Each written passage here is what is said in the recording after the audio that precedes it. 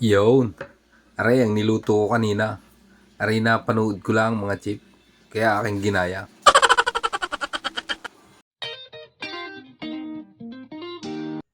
Yan. Garne mga chip. Tayo magluluto ngayon. Bali, ang recipe natin ngayon ay yung chicken estofado. Awan ko kung tama yung aking pagkakabanggay. Yan ang ating lulutuin ngayon. Madali lang eh. May pagkakahawig sa adobo. Aywan lang sa lasa. Bali, yung recipe na yun ay napanood ko lang doon sa chef. Kay Chef MJ. Yun ay taga rin sa Mindoro. Kaya lang, ay sa Maynila nakabase. Ngayon, ay tingin ko ngayon napakadali ay di ating susubukang gayahin. At kung ating mapiperfect. Napakasarap eh. Itsura pa lang ngayon ako'y natataka. Ay siya, umpisahan na natin na rin. Lamukusay. Inugasan ko lang ang manok at aring saba. Tapos, gagayatin lang natin ating aromatics. Ari sibuyas at bawang laang. Yun lang ang nakalagay dun eh. Ay di aringat na i-prepare na natin. Tingin ko'y kumpleto na yan. Ay ano pa, ay di ating sasaltikin na rin gasol.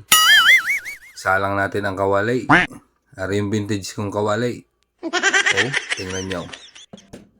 Tapos maglalagay tayo ng mantika. Samahan din natin ng kaunting olive oil ng healthy. Lagay na natin aring saba. Ari ipiprito lang natin ng kaunting oras. Mas maganda yung prito. Habang piniprito natin, ay ating titimplahan na rin ating manok. Lalagyan ko lang rin ng kaunting paminta at kaunting tuyo.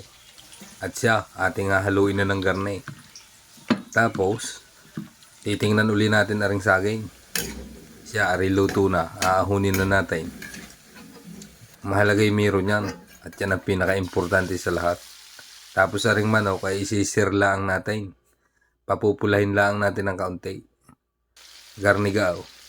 Yan. Pag gaya na, ay siya, baligtarin na natin. Pagkalipas nga na ilang minuto, ay ari, aahuni na. Okay na yan.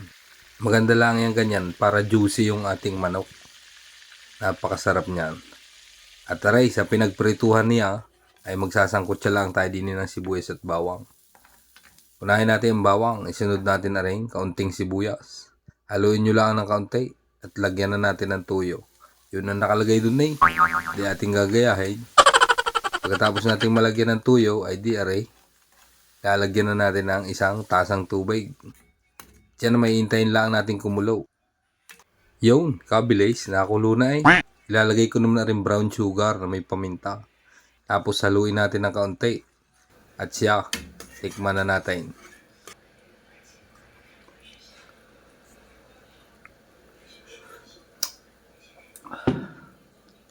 Yun, ayos. Ilagay na natin na rin manok. Kaunti lang ari tira pa nung isang araw yung kabiak nung aking niluto. Ari na may pakukuluan lang natin ng garne. Oh. Hintay tayo ng ilang minuto. At ari, ayos na ito. Tingin ko yung luto na yan. Kaya magdadagdag tayo ngayon ng saging. Ito na yung pinaka pampasarap niyan. Tingnan ninyo. Ganda na ng hitsura. Dagdagan natin ng kaunting ketchup. Bahala kayo kung gaano karami. Basta tanga kay kaunti lang. Tapos haluin lang natin ng kaunti. Ari optional, sesame oil. Dagdagan natin para mabango. Bahala kayo kung gusto niyo ay pero gusto ko yan. Tsaka aring ating pampalapot para maganda ang sabaw. Siya, haluin na natin yan at ayos na. Palalaputin lang ng kaunti. At yan, okay na nga. Luto na ang ating chicken estofado. Ahuni na. Ay, tingnan ninyo. Sa ganda. Pulang-pula. Ating isasali na sa isang magandang lagayan. Yo, kain na ito. Ari na uli ang ating kabahagi.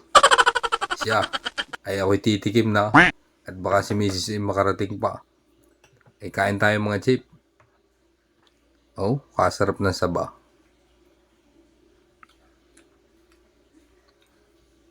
Oo. Ay may sumilip. Nangangagaw na. Bigla na naman dumating aring si Mrs. Basta't sabi ko sa inyo, kung saan may lutuan, ay laging naririyan. Yan ang taga-tikim. Ay paano? Ay naghain bigla ay. Ay siya, kami kakain muna mga chip. ay kayo kumain na rin.